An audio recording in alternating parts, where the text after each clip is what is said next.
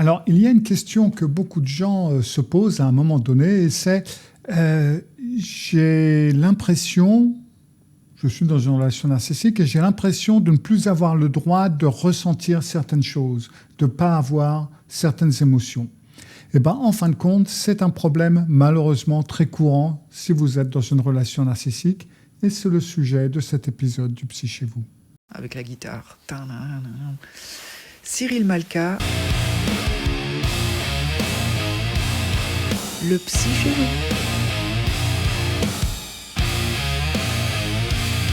Cyril Malka, le Psy chez vous. Bon, on va partir d'une scène un peu concrète, histoire de vous expliquer un petit peu de quoi il s'agit.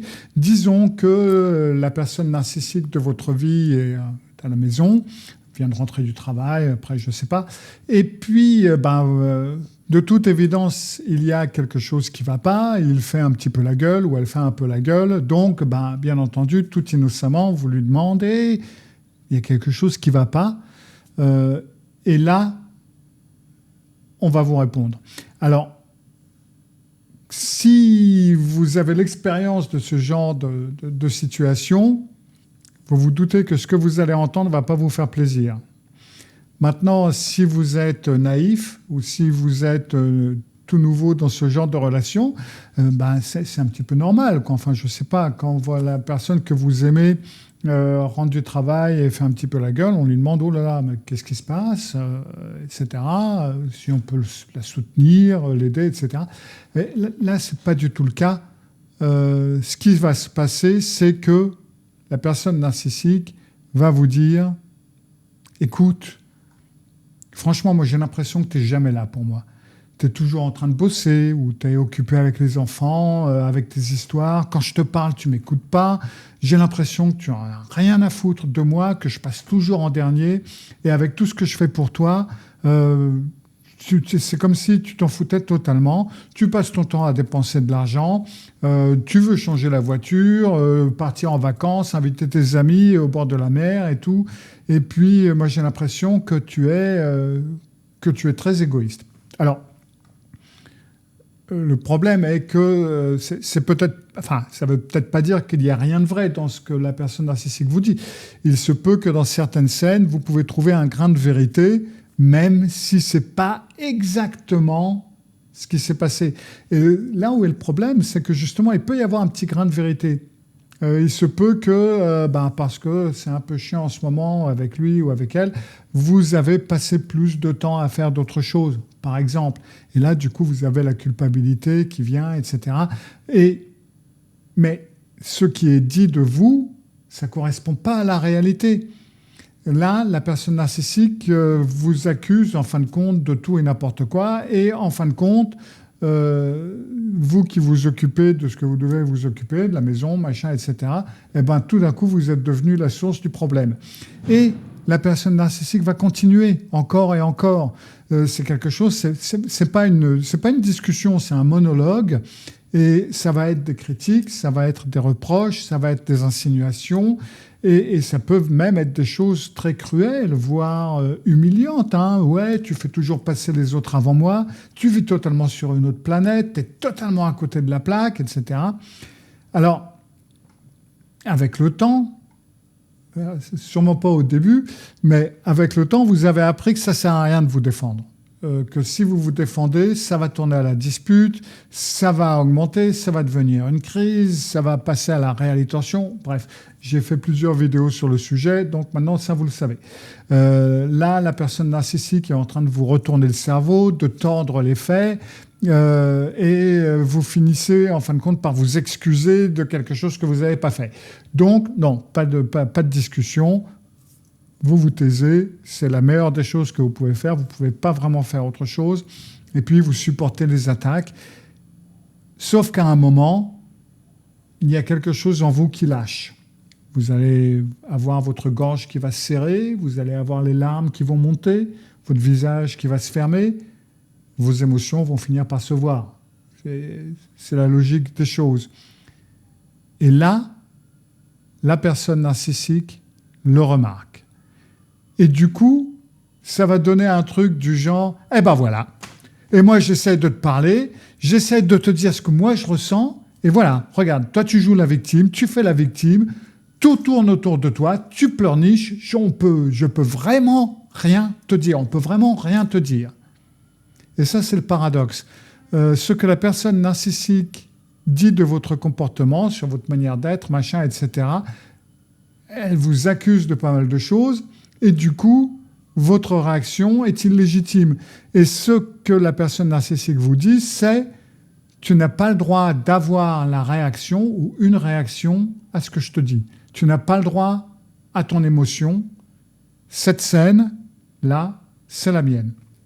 Croyez-moi, c'est le genre de choses que j'ai vu se répéter des centaines de fois entre mon père et sa compagne. Et des fois, alors j'étais gamin à l'époque, je devais avoir 13 ans, un truc dans ce genre-là. Et des fois, j'avais vraiment l'impression que mon père pouvait continuer les attaques jusqu'au moment où sa compagne pleurait.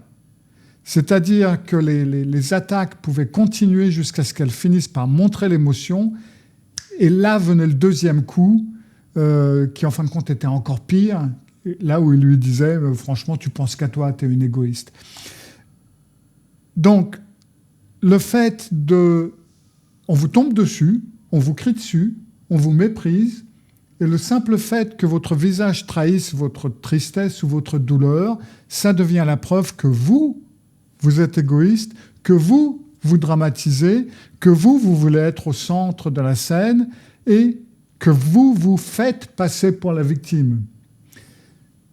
Et c'est problématique parce que éprouver des émotions, c'est humain. Je veux dire, on ne peut pas faire beaucoup... Enfin, si vous éprouvez absolument aucune émotion, justement, vous êtes sociopathe. C'est un problème. Une émotion, ce n'est pas un caprice, ce n'est pas quelque chose qu'on a envie comme ça de gérer comme ça. C'est un signal. Elle peut être agréable, désagréable, elle peut être douce, elle peut être violente, elle peut servir à nous protéger, elle peut nous servir à exprimer certaines choses, de l'amour par exemple. Elle peut nous prévenir qu'une limite est dépassée, qu'un besoin n'est pas respecté ou au contraire est respecté, que quelque chose va extrêmement bien ou que quelque chose au contraire va très mal. Le problème, c'est que, numéro 1, c'est que certains d'entre vous, ou certains d'entre nous, ont appris dès l'enfance que dans cette réalité, les émotions n'ont peut-être pas la bonne valeur.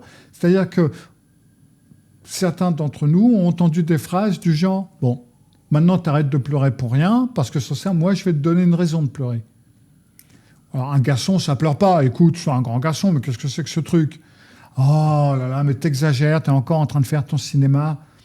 Oh bon, ça va, t'es pas en sucre non plus, faut pas déconner.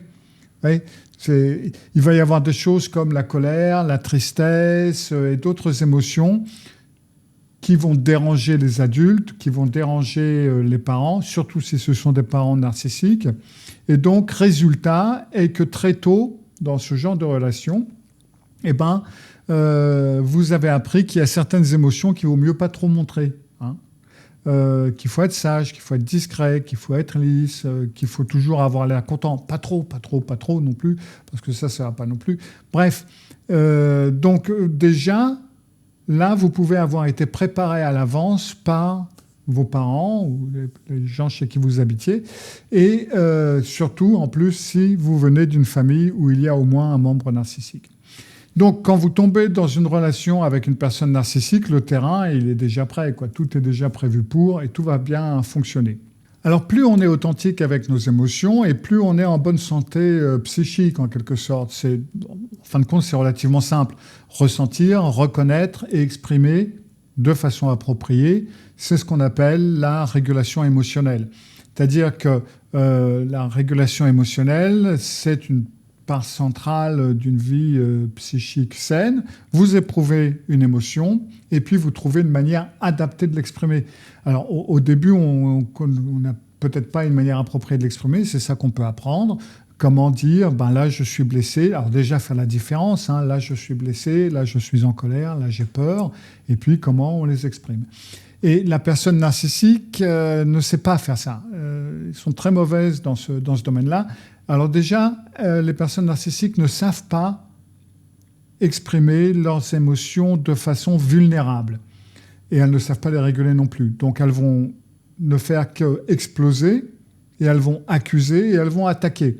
Mais dire je me sens seul, ou je me sens insécure, ou j'ai peur de te perdre, ça non.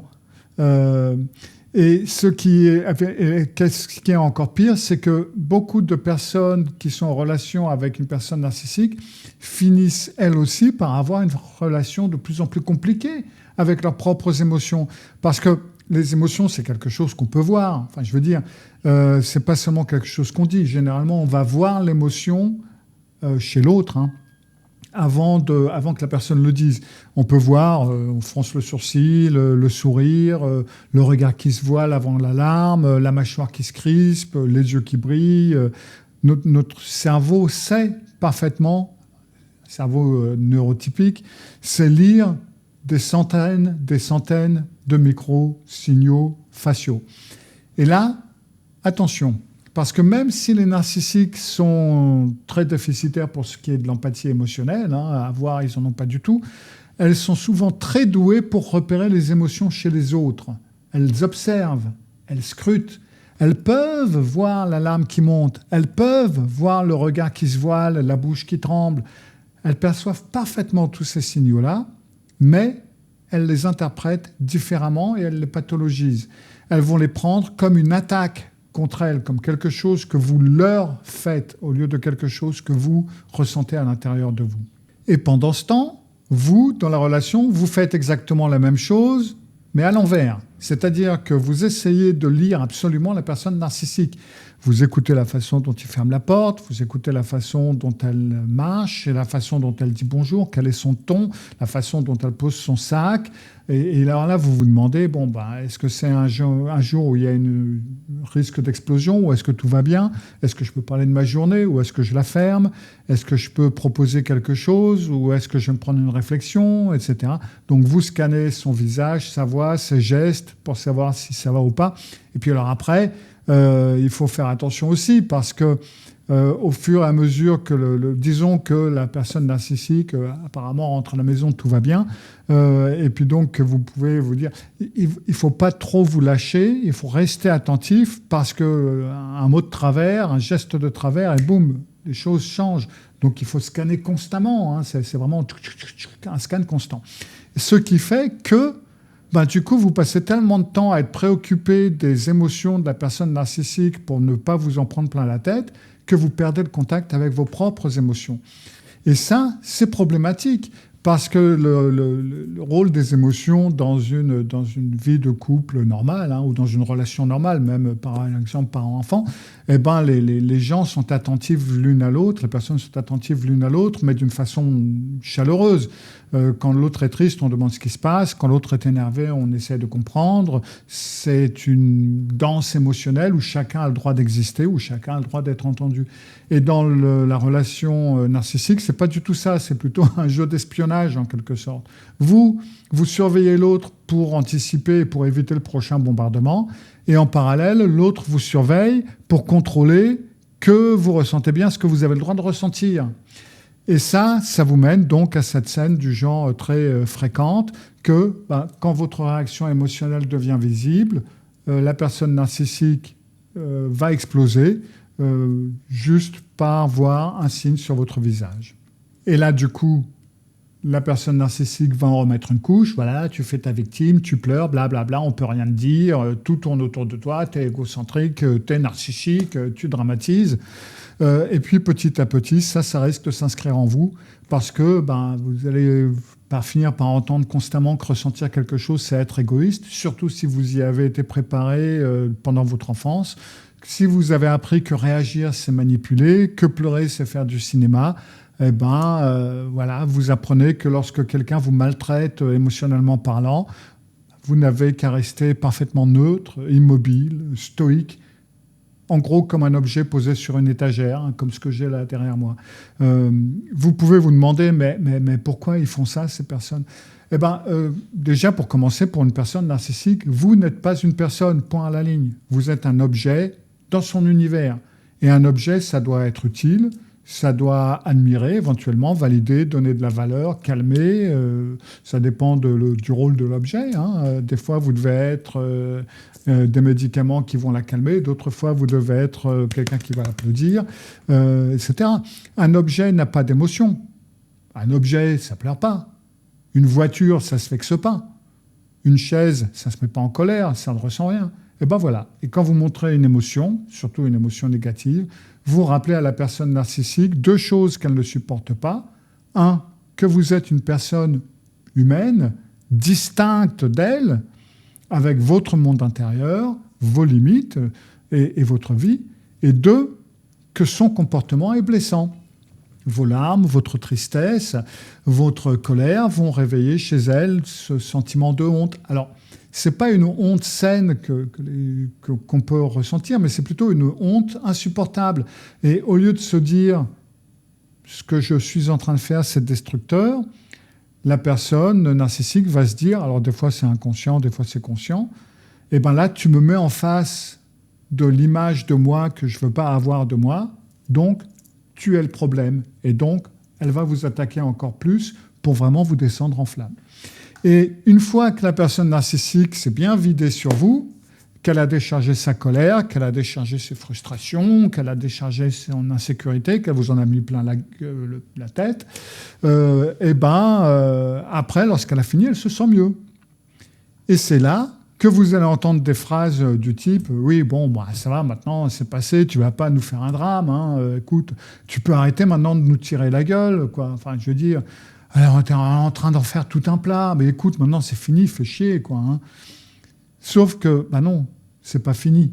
Vous êtes vidé, vous avez peut-être mal au ventre, mal à la tête, vous allez avoir du mal à dormir pendant plusieurs nuits, et puis vous n'avez peut-être même pas compris ce qui s'est passé, et puis après, on vous a appris ou on vous a dit que votre réaction à tout ça, quoi que vous faisiez, vous n'avez même rien dit, rien que le fait d'exprimer quelque chose physiquement, vous étiez égoïste.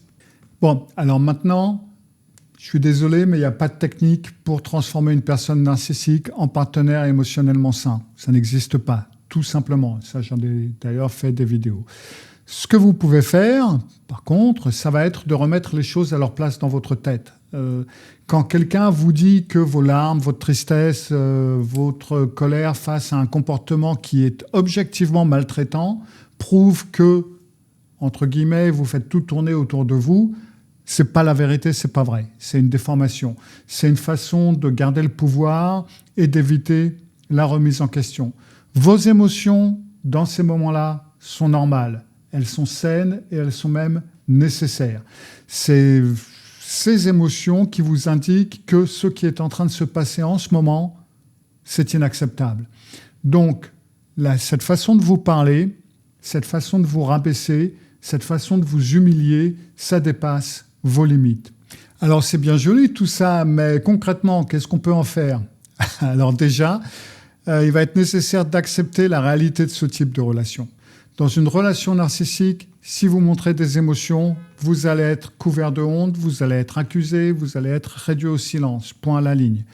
Alors ça ne veut pas dire que vous devez devenir une pierre, mais cela veut dire qu'il vous faut arrêter d'attendre de cette personne une réponse empathique, parce qu'elle ne vous la donnera pas. Et ça, c'est que ce soit votre partenaire, que ce soit votre parent, ou votre père ou votre mère, ou que ce soit votre enfant, que ce soit votre fils ou votre fille, ne vous y attendez pas, ça ne se produira pas. Point à la ligne. Après, vous pouvez reconnecter vos émotions, ou vous reconnecter à vos émotions à un endroit plus sûr. Alors, vous pouvez en parler en dehors du champ de bataille, en quelque sorte. Alors, avec votre thérapeute, si vous en avez un, avec un ami de confiance qui ne va pas vous dire « oui, mais attention, ça vient aussi de toi ». Vous pouvez tenir un journal ou vous pouvez écrire une lettre que vous n'enverrez jamais. Surtout, ne lui envoyez pas de lettres, de mails ou de ce que vous voulez. Vous allez vous faire démonter. Et petit à petit, de cette façon, alors mieux vaudra en parler à des amis qui peuvent vous donner un retour ou un thérapeute qui connaît ce genre de situation pour qu'il puisse vous donner un retour parce que les lettres, etc., il n'y a pas vraiment de retour. Mais petit à petit, de toute façon, vous allez comprendre que ce que vous ressentez, ce n'est pas un caprice, ce n'est pas de l'égoïsme. Vous avez parfaitement le droit d'exister en tant que personne et émotionnellement parlant. Et à partir de là, vous pouvez commencer à vous poser les vraies questions. Par exemple, est-ce que je peux rester dans une relation où le simple fait d'avoir une émotion me vaut d'être traité d'égoïste ? Qu'est-ce que vous pouvez répondre franchement à cette question ? Est-ce que je peux limiter les contacts ? Est-ce que je peux poser des limites ? Ce qui n'est pas toujours possible. Est-ce que je peux préparer une sortie, même à long terme ? Parce que des fois, on ne peut pas sortir de la relation tout de suite, pour une raison ou pour une autre. Si vous pouvez préparer une sortie à long terme, commencez à la prévoir, commencez à travailler dessus. Ça va être quelque chose qui va vous aider à tenir le coup. Et surtout, comprenez que quand vous comprenez le fonctionnement narcissique, même si vous comprenez, si vous pouvez l'expliquer, théoriser, lorsque vous êtes face à une attaque, une critique, une humiliation, ça va continuer à faire mal. Hein, et c'est normal que ça fasse mal. Parce que vous êtes dans une relation où vous ne pouvez pas partager la douleur, en quelque sorte. Et ça, il vous faut malheureusement l'accepter. Et c'est pour ça qu'il vous faut prendre soin de cette partie-là de vous autant que possible. Parce que c'est cette partie-là de vous aussi qui vous aidera à sortir de cette dynamique et à tenir le coup le plus longtemps possible avec moins de problèmes possibles jusqu'au moment où vous pourrez sortir de la relation. Il y a beaucoup de choses qui vont offenser les personnes narcissiques, entre autres même quand vous êtes malade. Et ça, d'ailleurs, j'en ai fait une vidéo que vous pouvez voir ici. Cyril Malka. Cyril Malka, le psy chez vous. Le psy chez vous. Cyril Malka, le psy chez vous.